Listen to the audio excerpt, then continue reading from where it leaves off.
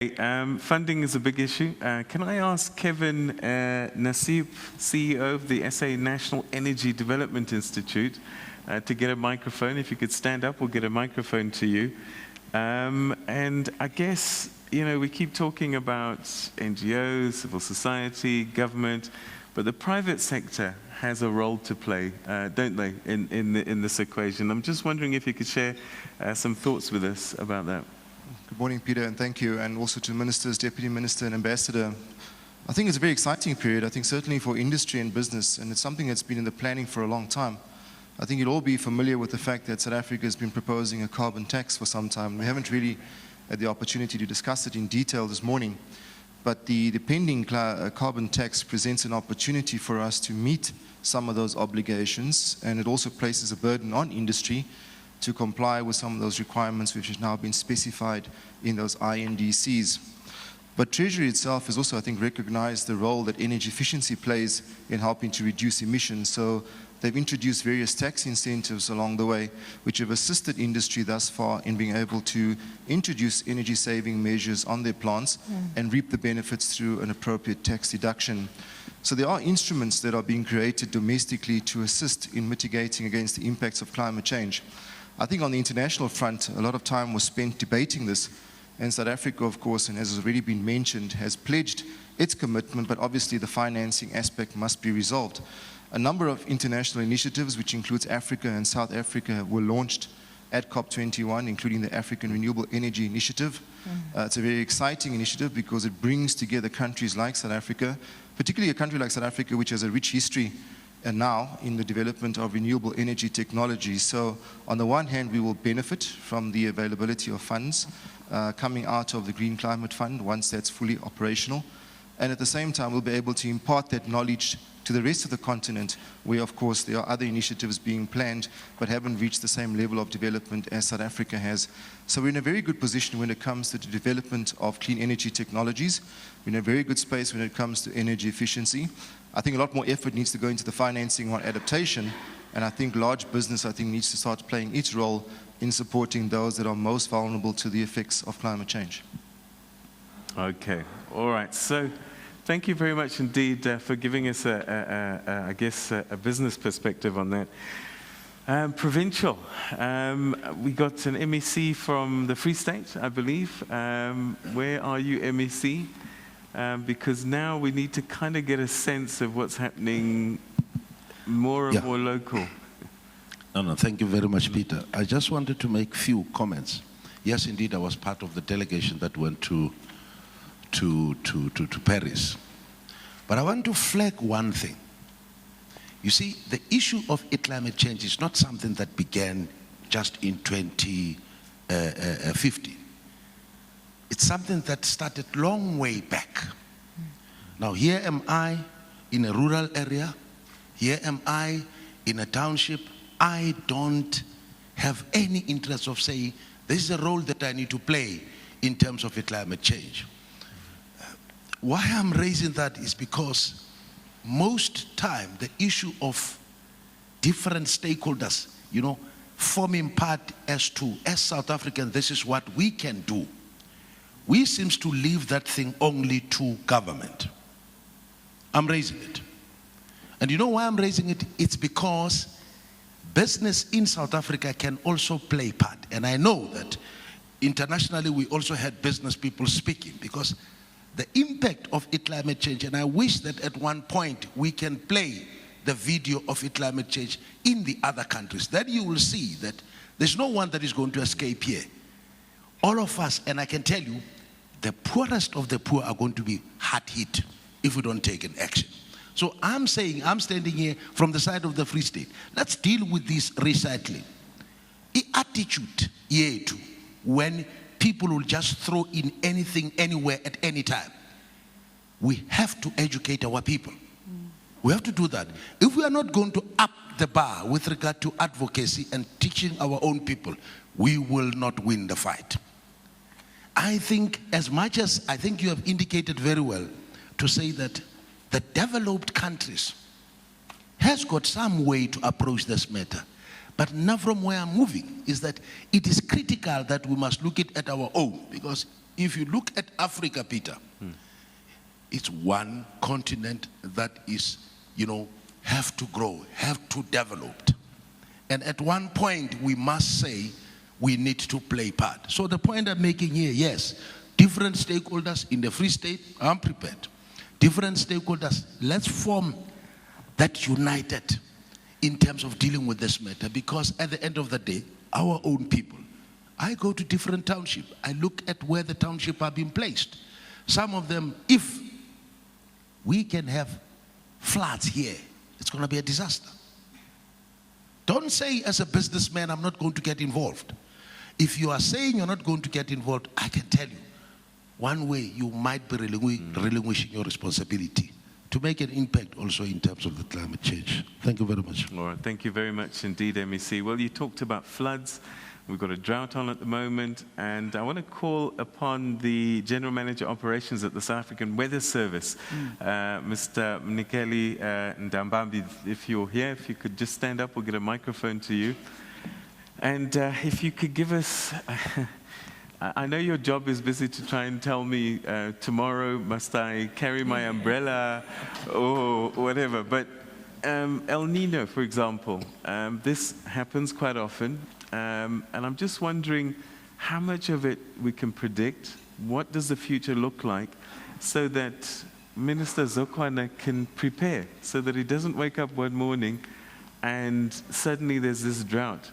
Could we have foreseen 2015, 2016, for example, and could Minister have 3 years ago already started preparing for what we're seeing now? Thank you, Program Director. I think the evidence is there, Peter. The seasonal outlook, the advisories that have come out, and what has happened, it shows how well the models can predict the El Nino. And it's also not about El Nino, it's also about how the atmosphere responds to the El Nino. Because you can have the same strength of the El Nino, but then the impact of, in terms of drought, it might not be the same. Because here in Southern Africa, when there's El Nino, we experience droughts. I also got some analysis here that is starting from 1904. That also shows during the years of the El Nino, the droughts that we have experienced. And this 2015, we have the lowest average annual rainfall in South Africa. If you look at the lowest rainfall or rainfall below the average as from 2012, 2013, 2014, then 2015, it is the lowest.